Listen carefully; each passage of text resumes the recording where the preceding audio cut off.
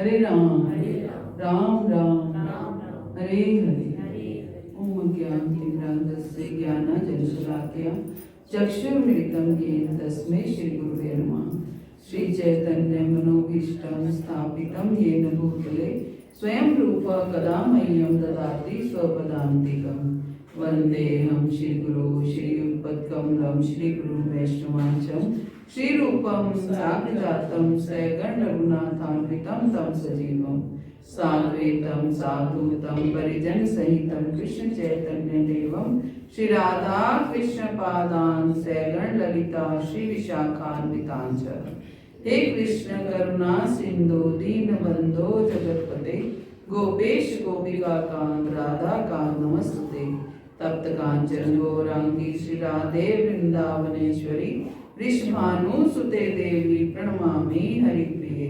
वाञ्छाकल्पतरुभ्यश्च कृपा सिन्धुभ्यैव च पतितानां पावनेभ्यो वैष्णवेभ्यो नमो नमः।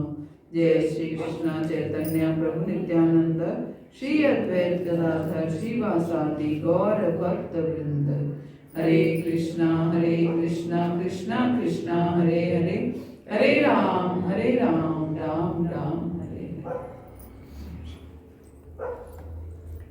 ओम नमो भगवते वासुदेवाय। ओम नमो भगवते वासुदेवाय। ओम नमो भगवते वासुदेवाय। ओम नमो भगवते वासुदेवाय। ओम नमो भगवते वासुदेवाय। ओम नमो भगवते वासुदेवाय। नारायणं नमस्कृत्य नरं चैव नरं चैव नरोत्तमं देवीं सरस्वतीं व्यास ततो जयमुदीरये नष्टप्रायेषु अभद्रेषु नित्यं भागवत सेवया भगवती उत्तम श्लोके भक्तिर्भक्ति नैष्ठिकी।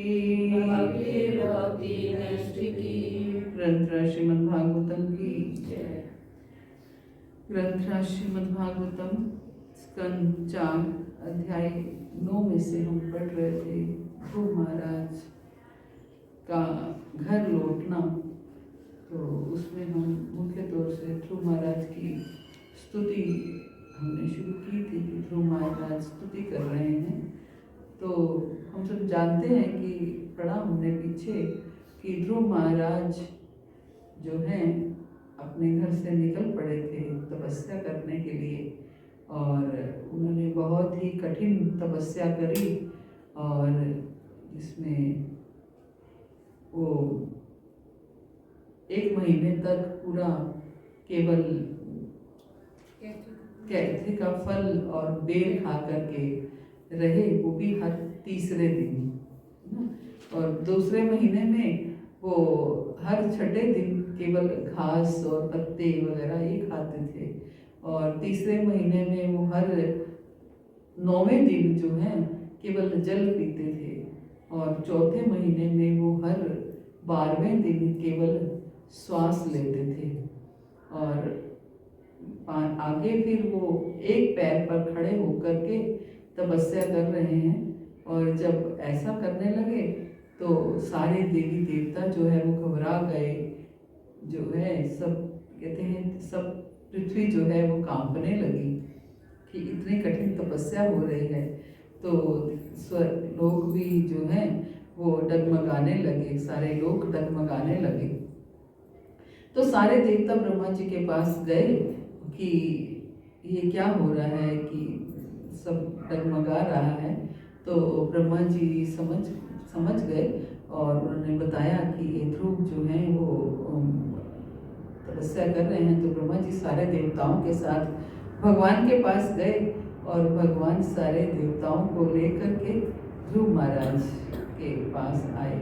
तो ध्रुव महाराज, हमने भी पीछे पढ़ा कि ध्रुव महाराज जो ध्यान कर रहे थे कि जिस भगवान के जिस स्वरूप का ध्यान कर रहे थे वही स्वरूप जो है वो आंखें बंद करके ध्यान कर रहे थे, और उनको ऐसा लगा कि जो जिस स्वरूप का वो ध्यान कर रहे हैं वो स्वरूप उनकी आंखों से ओझल हो गया है।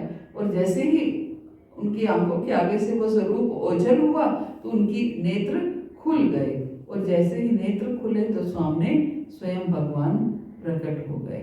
तो ये उनकी तपस्या का फल था कि स्वयं भगवान प्रकट हो गए हैं।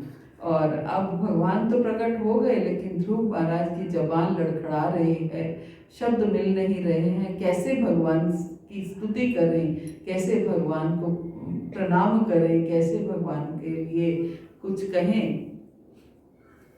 तो ये शब्द उनको नहीं मिल रहे हैं। तो भगवान ने अपना शंख जो है वो उनके मस्तक पर छुआया, और ध्रुव महाराज की बुद्धि एकदम से उनकी स्तुति जो है, भगवान की स्तुति उनके मुख में से निकलने लगी।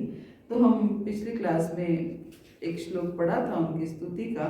तो क्या कह रहे हैं ध्रुव महाराज कि आप सर्वशक्तिमान हैं, हे प्रभु आप सर्वशक्तिमान हैं।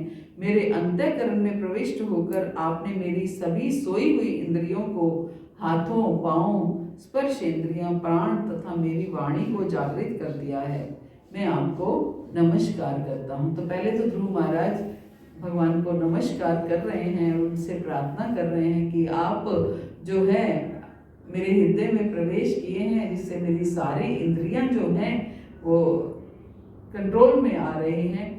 और अब ध्रुव महाराज क्या कह रहे हैं कि जो व्यक्ति इस चमड़े के थैले की इंद्रिय तृप्ति के लिए ही आपकी पूजा करते हैं, वे निश्चय ही आपकी माया द्वारा प्रभावित हैं।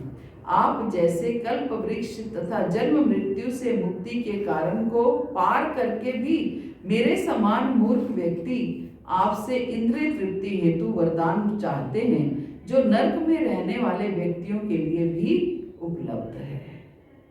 क्या कह रहे हैं ध्रुव महाराज कि जो व्यक्ति इस चमड़े के थैले की इंद्रिय तृप्ति, चमड़े का थैला कौन सा हुआ? शरीर है ना। जो ये भौतिक शरीर है ये चमड़े का थैला है और कुछ नहीं है।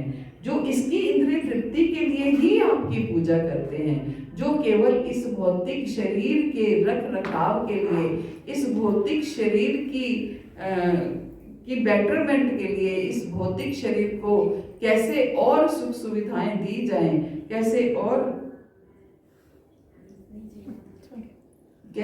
सुख सुविधाएं दी जाएं, इस भौतिक शरीर को और कैसे बेटर बनाया जाए, इस भौतिक शरीर को कैसे और ऐश्वर्यशाली बनाया जाए, जो इसके लिए ही आपसे कामना करते हैं।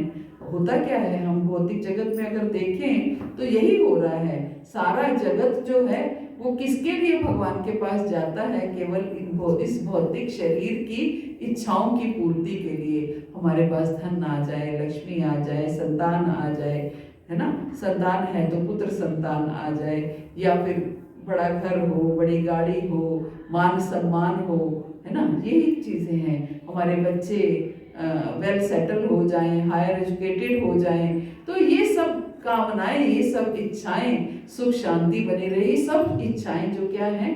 भौतिक शरीर के लिए हैं, है ना। भौतिक शरीर के लिए हम संतान मांगते हैं, भौतिक शरीर के लिए संतान को ऐश्वर्यशाली बनाने के लिए प्रार्थना करते हैं। तो ये सारी प्रार्थनाएं जो हैं ये इस भौतिक शरीर के लिए हैं, और जो कि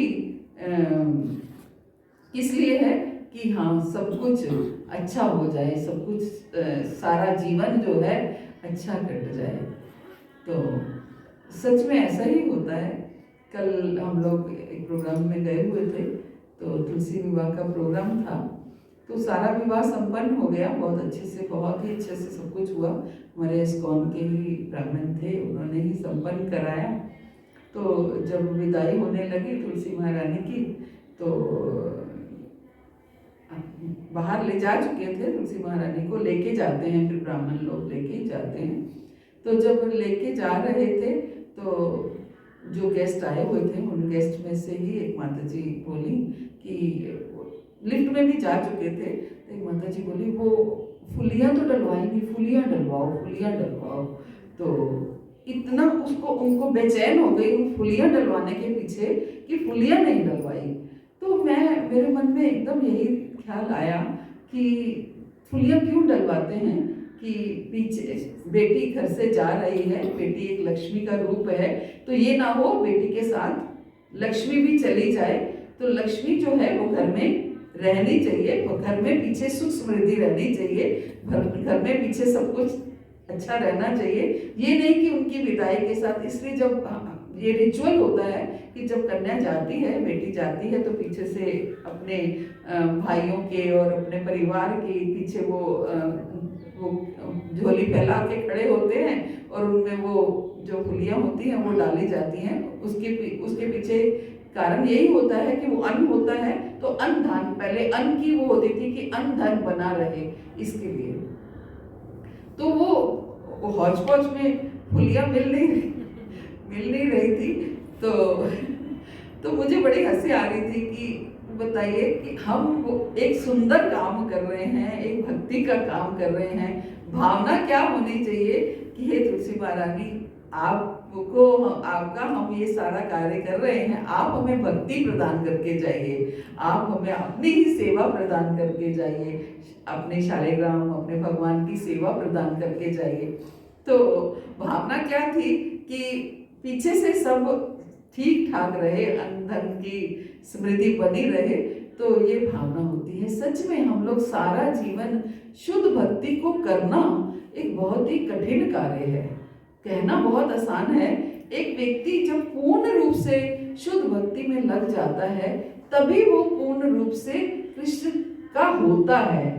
उसके बाद प्रेम की स्टेज बहुत बाद में है ना। पहले तो शुद्ध भक्ति आती है कि हम कब निष्काम भक्ति, कब केवल इसलिए भक्ति करें कि केवल इसलिए कि हम प्रेम की स्टेज तक पहुंच पाए। भक्ति का उद्देश्य क्या होना चाहिए कि हम प्रेम के लेवल तक पहुंच जाएं। शुद्ध भक्ति जो है वो ये ऐसी है कि अगर हम करते हैं तो आप अगर 5 मिनट भी शुद्ध भक्ति के लिए बैठ जाते हैं, 5 मिनट भी अगर आप निष्काम भाव से भगवान की भक्ति कर लेते हैं, तो उसमें भी आपका हृदय प्रफुल्लित हो सकता है, उसमें भी आप आनंदमयी हो सकते हैं, केवल 5 मिनट। और आप जितने मर्जी गाजे बाजे से भगवान की भजन कीर्तन करते रहिए, लेकिन उसमें अगर आपकी भावना ये है कि हम जो है भाव, कहने को वो लोग भी यही कहते हैं कि कैसे हम तो जी बहुत नाम लेते हैं, बहुत भजन करते हैं, तो लेकिन अगर उसके पीछे भावना ये है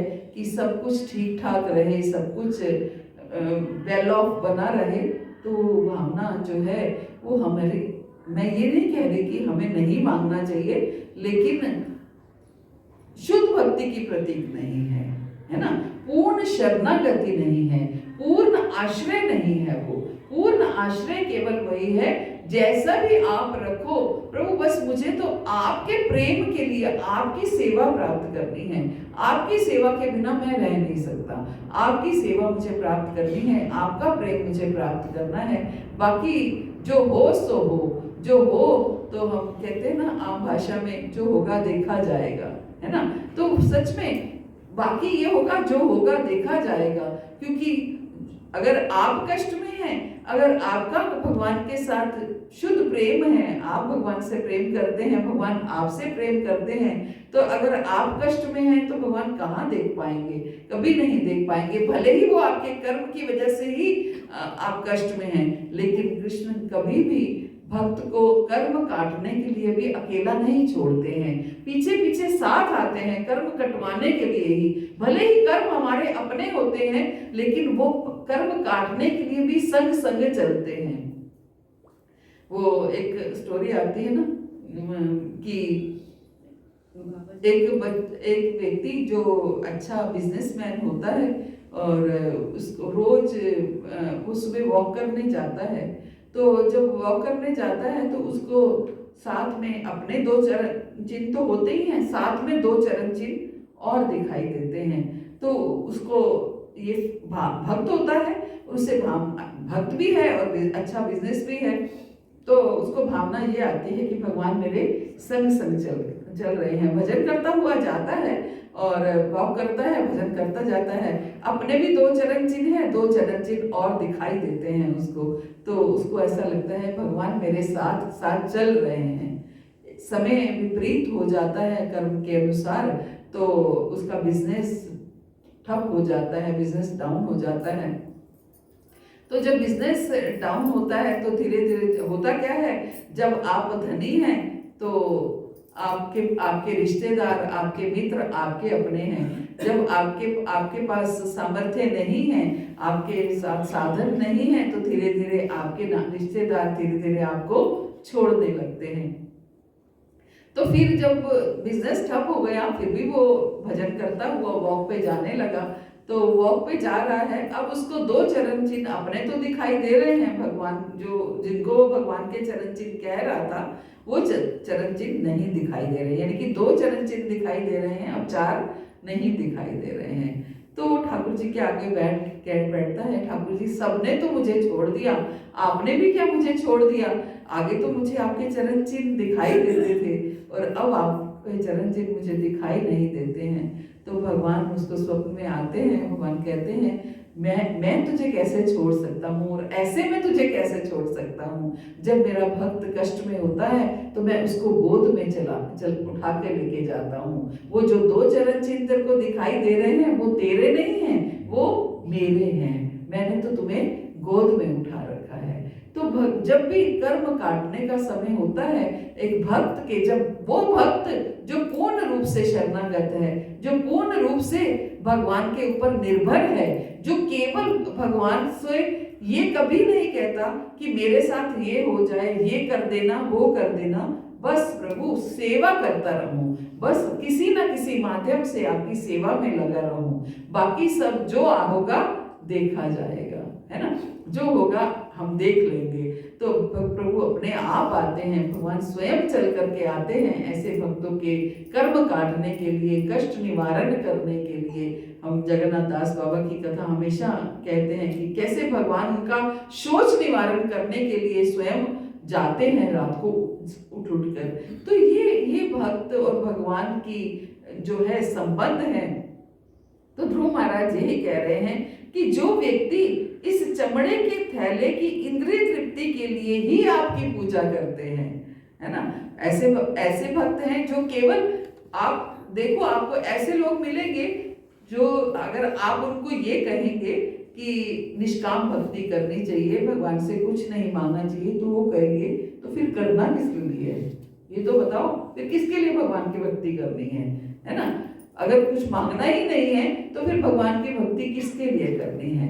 तो इसलिए ध्रुव महाराज क्या कह रहे हैं कि जो व्यक्ति इस चमड़े के थैले की इंद्रिय तृप्ति के लिए ही आपकी पूजा करते हैं, वे निश्चय ही आपकी माया द्वारा प्रभावित है।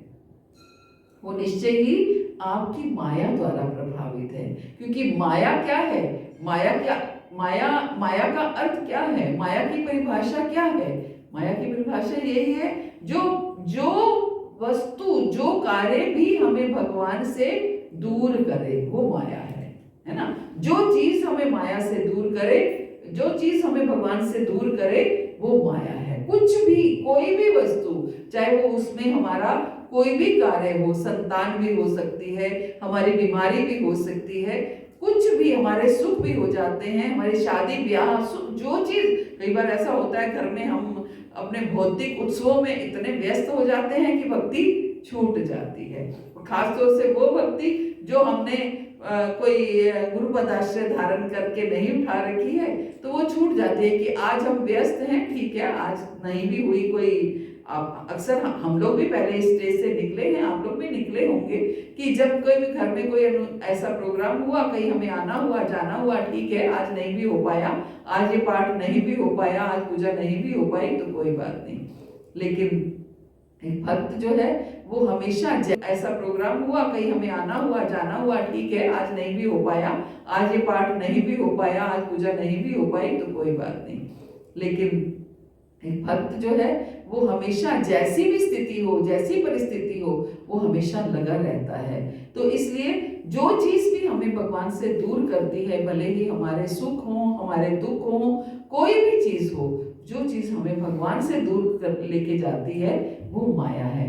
तो भगवान ध्रुव महाराज यही करते हैं, वे निश्चय ही आपकी माया द्वारा प्रभावित है। कौन? जो अपनी इंद्रिय तृप्ति के लिए आपकी पूजा करते हैं, है ना। जो अपनी इंद्रिय तृप्ति के लिए आपकी पूजा करते हैं वो माया से प्रभावित है। क्योंकि माया से सच में हमें माया से इतना डरना है। क्यों डरना है? क्योंकि माया का कार्य क्या है? माया का कार्य यही है कि वो हमें भगवान से दूर ले जाएगी, बस उसका और कोई कार्य ही नहीं है। माया का कार्य है वो भगवान से दूर ले जाएगी, इसलिए भगवान ने माया फैला रखी है। अब प्रश्न ये उठता है कि भगवान तो कहते हैं कि मेरे बच्चे मेरे पास वापस आए, मेरी शरण ग्रहण करें, भगवान चाहते हैं, लेकिन फिर माया क्यों फैला रखी है ना। फिर माया क्यों फैला रखी है? फिर भगवान कहते भी माया को अपना है, देवी ऐशा गुणमयी मम माया दुरत्या। भगवान कहते हैं ये मेरी माया बहुत दुष्ट है, मेरी माया बहुत दुरत्या है, मम माया दुरत्या, है ना। भगवान ने उसको मम बोला है, मेरी माया है ये, यानी कि मेरे है ये। जो भगवान की है वो कभी बेकार नहीं हो सकती, जो चीज भी भगवान की है वो कभी गलत नहीं हो सकती। लेकिन फिर भी माया का कार्य क्या है कि वो जीव को भगवान से दूर करती है ना। तो बताइए किस लिए, क्या कैसे भगवान ने ये डबल गेम क्यों खेली है हमारे साथ कि माया फैलाई भी है और उसको मेरी भी कह रहे हैं और वो हमें भगवान से दूर भी ले जाती है। लेकिन भगवान ने केवल एक माया नहीं फैलाई है, भगवान ने दोनों माया फैलाई हैं, है ना। योग माया भी और महामाया भी, है ना। दोनों माया फैली हुई हैं। हमारे शास्त्र हैं, हमारे गुरुजन हैं, आचार्य जन हैं, साधु संत हैं, वो योग माया फैलाते हैं और भौतिक लोग महामाया को फैलाते हैं। और ये भौतिक जगत महामाया को फैलाता है जो हमें इन भौतिक उलझनों में इतना उलझा देता है कि हम भगवान से दूर होते चले जाते हैं। लेकिन वही अगर हम योग माया की शरण लेते हैं कि हमें तो कुछ भी हो भगवान की शरण में जाना है, भले ही हमें कुछ प्राप्त हो या ना हो, भले ही हम शरीर से स्वस्थ हो या ना हो, हमें भगवान की शरण ग्रहण करनी है। भले ही हमारे पास धन हो या ना हो, वो हमें भगवान की शरण ग्रहण करनी है। क्योंकि कुछ भी साथ जाने वाला नहीं है, केवल जाने वाला है तो कृष्ण नाम साथ में जाने वाला है, और कुछ भी साथ जाने वाला नहीं है। तो जब कुछ साथ जाना नहीं है तो फिर हम क्यों केवल धन के पीछे, केवल अपने शरीर के पीछे के धन किसके लिए चाहिए? शरीर के लिए चाहिए। तो हम जो कार्य करते हैं शरीर के लिए क्यों करें? क्योंकि जाना तो शरीर साथ में नहीं है, फिर भी हम शरीर के लिए ही सारे कार्य करते हैं। तो यही ध्रुव महाराज समझाने का प्रयास कर रहे हैं कि वे निश्चय ही आपकी माया द्वारा प्रभावित है। तो लेकिन माया को कैसे दूर कर सकते हैं? भगवान क्या कहते हैं? मामेव ये प्रपद्यन्ते, मामेव ये प्रपद्यन्ते माया में ताम तरन्ति थे। जो मेरी शरण में आ जाता है वो इस माया को पार कर जाता है। केवल एक कार्य करना है। क्या करना है? भगवान की शरण ग्रहण करनी है। और शरण भी कैसे ग्रहण करनी है? पूर्ण रूप से शरण ग्रहण करनी है ना। पूर्ण रूप से शरण ग्रहण करनी है। अगर पूर्ण रूप से शरण ग्रहण नहीं करेंगे तो जितनी शरण ग्रहण करेंगे उतने भगवान मेरे बनते चले जाएंगे। जितनी परसेंटेज में शरण ग्रहण करेंगे उतने भगवान मेरे हैं। अदरवाइज फिर बीच बीच में माया चपेट मारती रहेगी। इसलिए क्योंकि हम पूर्ण रूप से शरण ग्रहण नहीं कर पाते हैं, पूर्ण रूप से शरणागत नहीं होते हैं, तो इसलिए हम माया से डरते हैं, है ना। इसलिए माया से डरना चाहिए क्योंकि पूर्ण रूप से शरणागत नहीं है अभी। जब पूर्ण रूप से शरणागत हो जाते हैं तो फिर माया से डरने की कोई आवश्यकता नहीं है। तो क्या ऐसा समय आता है कि हम पूर्ण रूप से शरणागत हो पाए? आता है, माता जी कह रही है आता है। आता जरूर होगा, लेकिन एक भक्त को कभी भी संतुष्टि नहीं होती, है ना। एक भक्त अपने भजन से, अपने स्वाध्याय से, अपनी भगवान के प्रति प्रीति से, शरणागति से कभी संतुष्ट नहीं होता। कभी भी आता भले ही होगा, लेकिन भक्त फिर भी यही कहता रहता है कि अभी भी मैं पूर्ण रूप से कृष्ण का नहीं हूँ, अभी भी मैं पूर्ण रूप से मैंने भगवान की शरण ग्रहण नहीं कर रखी है। एक भक्त जो है वो कभी, गुरु महाराज हमेशा बताते हैं कि 3 चीजें हैं जिससे हमें हमेशा संतुष्ट रहना चाहिए, और 3 चीजें हैं जिससे हमें कभी भी संतुष्ट नहीं होना चाहिए। वो 3 चीजें कौन सी हैं जिससे संतुष्ट रहना चाहिए? कि जितना हमारे पास धन है उससे हमें संतुष्ट रहना चाहिए, और जो हमारे पति हैं, जो हमारी पत्नी हैं, जो भी हमारे भगवान की कृपा से जो भी हमें पार्टनर मिले हैं, उनसे हमें संतुष्ट रहना चाहिए। और तीसरा, जो हमें भोजन प्राप्त हो रहा है घर में, उस भोजन से संतुष्ट रहना चाहिए। और संतुष्ट किससे नहीं रहना चाहिए? कि अपने भजन से, अपने नाम से, जप से ये संतुष्ट नहीं रहना चाहिए। और किससे संतुष्ट नहीं रहना चाहिए? अपने दान से संतुष्ट नहीं रहना चाहिए कि हम जितना भी दान दे रहे हैं अभी भी कम है। और तीसरा, अपने ज्ञान से, अपने अध्ययन से, अपने, है ना, इन चीजों से संतुष्ट नहीं रहना चाहिए। श्रवण से, कोई भी भक्ति का कार्य, उनसे हमें संतुष्ट नहीं रहना चाहिए। तो इसलिए भक्त पूर्ण रूप से अपने आप को शरणागत कभी नहीं मानता है, क्योंकि वो इनसे संतुष्ट नहीं होता। वो सोचता है अभी भी मेरे जप में कमी है, अभी भी मेरा जप और सुधर सकता है, अभी भी मैं और अच्छा कर सकता हूँ, अभी जो मैं चाहता हूँ वो मैं नहीं कर पाता हूँ, जो मुझे करना चाहिए वो मैं नहीं कर पाता हूँ। आप कितने भी ऊंचे लेवल के भक्त से पूछ लीजिए। मैंने एक बार गुरु महाराज से भी इस बारे में चर्चा की थी कि महाराज आपको कैसा लगता है कि आप तो इतने सालों से पूर्ण रूप से शरणागत हैं? तो नहीं, मैं कहाँ शरणागत हूँ, जो करना चाहता हूँ वो तो कर ही नहीं पाता हूँ। तो ये होते हैं भक्त जो कभी भी अपने आप को कहीं शरणागत नहीं समझते हैं। तो इसलिए शरणागति की कोई भी सीमा नहीं है ना, लेकिन अपना जो है परसेंटेज बढ़ाते रहिए, बढ़ाते रहिए, बढ़ाते रहिए। तो माया द्वारा, प्रभु महाराज यही है कि वे निश्चय ही आपकी माया द्वारा प्रभावित हैं। आप जैसे कल्प वृक्ष तथा जन्म मृत्यु से मुक्ति के कारण वो पार करके भी मेरे समान मूर्ख व्यक्ति आपसे इंद्रिय तृप्ति हेतु वरदान चाहते हैं। कि आपको मैं प्राप्त किसलिए करना चाह रहा हूँ, इस कठिन तपस्या मैंने किस लिए की कि मैं अपनी इंद्रिय तृप्ति के लिए आपसे क्या करना चाहता हूँ, वरदान प्राप्त करना चाहता हूँ। कौन सा वरदान? कि मुझे अपने पिता के से भी बड़ा राज्य प्राप्त हो जाए। कि मैं किस लिए ये साधना कर रहा हूँ, किस लिए तपस्या कर रहा हूँ, कि अपनी इंद्रिय तृप्ति के लिए वरदान पाना चाहता हूँ।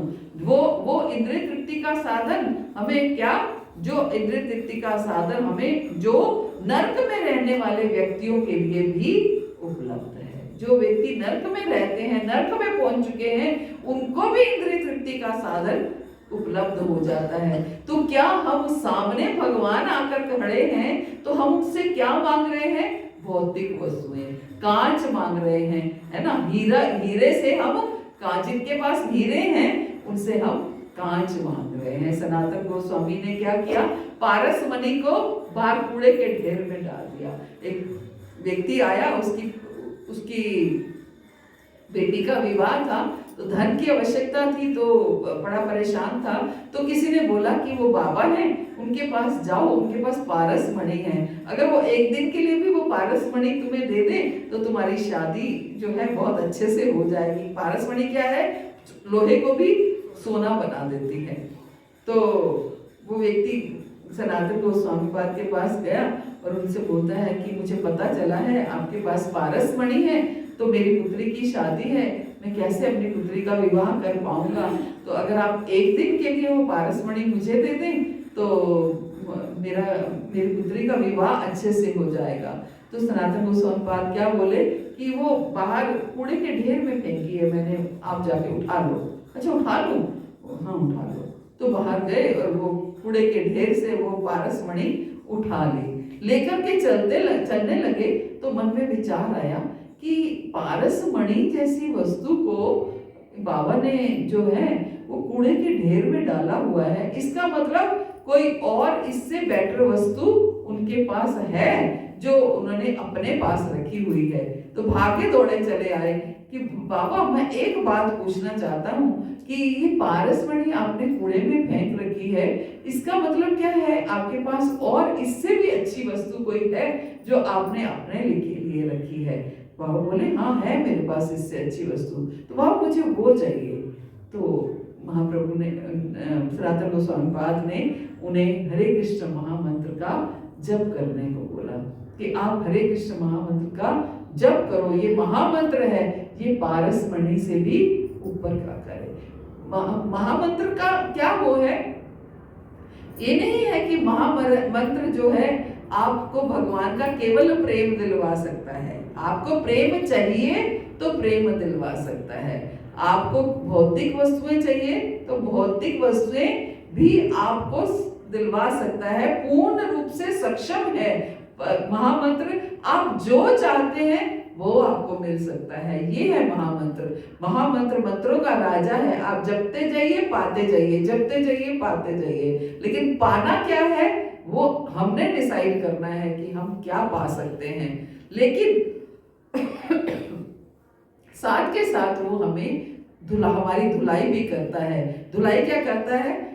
शुरू में हमारे हृदय में जो कामनाएं आती हैं वो हम कामनाएं भी हमारी पूरी करता है, लेकिन साथ के साथ हमें निष्काम भी बनाता चला जाता है ना। ये महामंत्र का वो है कि हमें धीरे धीरे ऐसा करता है कि ये कामनाएं आनी बंद हो जाएं, ये प्रलोभन हमारे हृदय में आने बंद हो जाए, ये महामंत्र का वो है। तो वही ध्रुव महाराज कह रहे हैं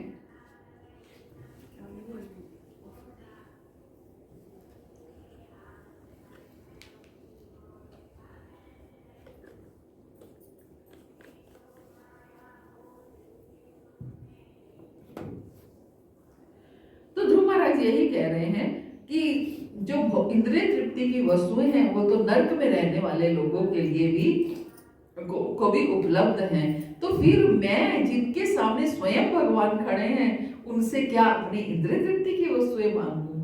तो 5 साल का बालक है, लेकिन 6 महीने की तपस्या ने इतना बदल दिया कि निकला तो किसके लिए था और मन में भावना अब ये आने लगी।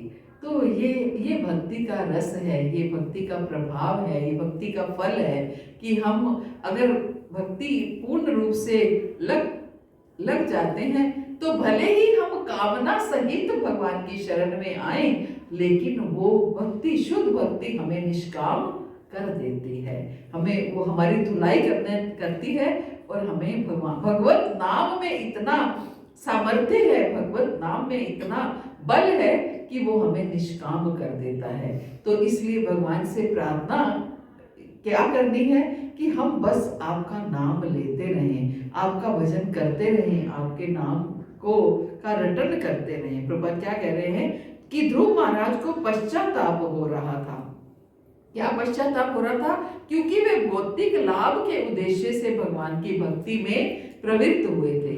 यहाँ पर अपनी इस प्रवृत्ति की भत्सना करते हैं। केवल अज्ञानवश ही मनुष्य इंद्रिय तृप्ति का भौतिक लाभ के उद्देश्य से भगवान की पूजा करता है। ध्रुव महाराज अपनी इस भावना की ही निंदा कर रहे हैं कि मैं किस लिए निकला था घर से, मैं किस लिए तपस्या करने लगा कि मुझे आपसे भौतिक वस्तुएं चाहिए। अपने आप को कोस रहे हैं एक तरह से ध्रुव महाराज कि इंद्रिय तृप्ति के लिए मैं ये कार्य करने के लिए लगा। तो ध्रुव महाराज के प्रभुपाद क्या कह रहे हैं? केवल अज्ञानवश ही मनुष्य इंद्रिय तृप्ति या भौतिक लाभ के उद्देश्य से भगवान की पूजा करता है। अज्ञान ही होता है, अज्ञान होता है, इस वजह ज्ञान नहीं है, इस वजह से वो केवल भौतिक कामनाओं के लिए भगवान की पूजा करता है। भगवान तो कल्प वृक्ष के सदृश हैं, चाहे जो कुछ भी उनसे लिया जा सकता है, किंतु सामान्यतः लोग ये नहीं जानते कि उनसे किस प्रकार का वरदान लिया जाए। भगवान तो कल्प वृक्ष हैं, हम जो चाहे उनसे ले सकते हैं, लेकिन अधिकतर लोग ये नहीं जानते कि उनसे क्या लिया जाए, क्या मांगा जाए। हम इतना अरबों खरबों-पति व्यक्ति कोई सामने खड़ा है और हम उससे 1 रुपए की भीख मांग रहे हैं, तो सोचिए कि उसको देने में भी शर्म आए और हमें लेने में भी आनी चाहिए। तो स्पर्श सुख या काम सुख तो कुकर सुकर के जीवन में भी पाया जाता है। ऐसा सुख अत्यंत तुच्छ होता है। कोई एक जानवर के जो पशु है वो भी, उसके जीवन में भी ये स्पर्श सुख है, काम सुख उसके जीवन में भी है। तो यदि कोई भक्त ऐसे तुच्छ सुख के लिए भगवान की पूजा करता है तो समझना चाहिए कि समस्त ज्ञान से शून्य है। अगर कोई भक्त जो है वो ऐसी भौतिक कामनाएं करके भगवान की भक्ति करता है तो इसका मतलब क्या है, वो ज्ञान से शून्य है, वो अज्ञानी है। तो ये हमें ध्रुव महाराज समझाने का प्रयास कर रहे हैं। हरे कृष्णा। श्री प्रभुपाद की जय, गुरु महाराज की जय, आप सब भक्तों की जय। तो किसी का कोई प्रश्न हो तो दे सकते हैं। माता जी, ये जो ध्रुव महाराज का प्रसंग है ये कौन से युग का है? सतयुग का है। तो सतयुग में तो हम समझ सकते हैं कि 6 साल का जो है बालक सतयुग के प्रभाव से इतनी तपस्या कर भी सकता है। तो आज कलयुग में भी ऐसा संभव है कि इतना छोटी उम्र में जो इतनी जो है शरणागति आए? प्रभु जी, सतयुग की तपस्या अलग थी, उन्होंने ऐसी तपस्या की, लेकिन आज के युग का जो युग धर्म है वो हरिनाम संकीर्तन है, हरि भगवान का नाम लेना है। और वो आज के युग में भी संभव है कि 5-6 साल का बालक जो है वो भगवान का नाम ले सकता है, नाम जप कर सकता है। आपको अपने ही इस्कॉन में आपको ऐसे बच्चे मिल जाएंगे जो 5-6 साल के हैं लेकिन पूरा भजन करते हैं, पूरी तरह से इन्वॉल्व हैं। ऐसा नहीं है, वो उस युग का धर्म था तपस्या, ये इस युग का धर्म है हरिनाम। तो अपने अपने युग के हिसाब से आज के युग में भी ऐसे बालक हैं, और खासतौर से वो बालक जिनकी पूर्व जन्मों की भक्ति पूर्ण नहीं हुई है तो इस जीवन में आकर वो अपनी भक्ति पूर्ण करते हैं। हम देखते हैं छोटे छोटे बालक अभी चलना भी नहीं सीखते हैं। अब पीछे वीडियोस हमने देखी, दामोदर अष्टम गा रहे हैं और सब कुछ। तो ये क्या है, ये पुराने संस्कार हैं, पुराने जीवन का उनका सब कुछ है कि बच्चे अभी चलना भी नहीं सीखते हैं तो कीर्तन करते हैं। और तो ये सब हो क्यों नहीं है, जरूर है, सब कुछ संभव है, अवश्य संभव है। 3 साल के बाद बस ये है, तपस्या करना संभव नहीं है। तपस्या करना तो हमारे लिए, बड़े लोगों के लिए भी संभव नहीं है। 6 साल के बालक की बात और है, लेकिन तपस्या करना तो बड़े, क्योंकि इस युग का धर्म ही नहीं है तपस्या, इस युग का धर्म ही नाम है ना। कलयुग केवल नाम आधार, कलयुग का आधार ही केवल नाम है। तो नाम लेना है वो छोटा बालक भी ले सकता है, 5 साल का बालक। तो प्रहलाद महाराज ने स्वयं कहा कि 5 साल से भक्ति शुरू हो जानी चाहिए, है ना। तो भक्ति मीन्स कलयुग की भक्ति क्या है, नाम जप है। माता जी फोन पे आते हैं 3 साल के भागवत के नाम से। माता जी 1 साल की उम्र से ही उन्हें मृदंग बजा रहे हैं, मतलब सब कुछ बोल रहे हैं, तोतली जवान में ही बोल रहे हैं, हरे कृष्णा महामंत्र सब सारे श्लोक बोलते हैं सारे। बिल्कुल बहुत अच्छी तरीके है। ध्रुव महाराज भी उस युग में भी कौन सा, बहुत सारे ऐसे बालक थे कि जिन्होंने ऐसा किया, है ना। ध्रुव महाराज इकलौते ही तो होंगे, जब तो उनका प्रसंग इसमें आया हुआ है, भागवत में कवर किया हुआ है ना। अब इस युग में भी कोई, ये तो नहीं कि आपको ऐसे बच्चे कॉमनली मिलेंगे, लेकिन हैं। हरे कृष्ण। प्रभुपाद की जय, गुरु महाराज की जय, आप सब। तो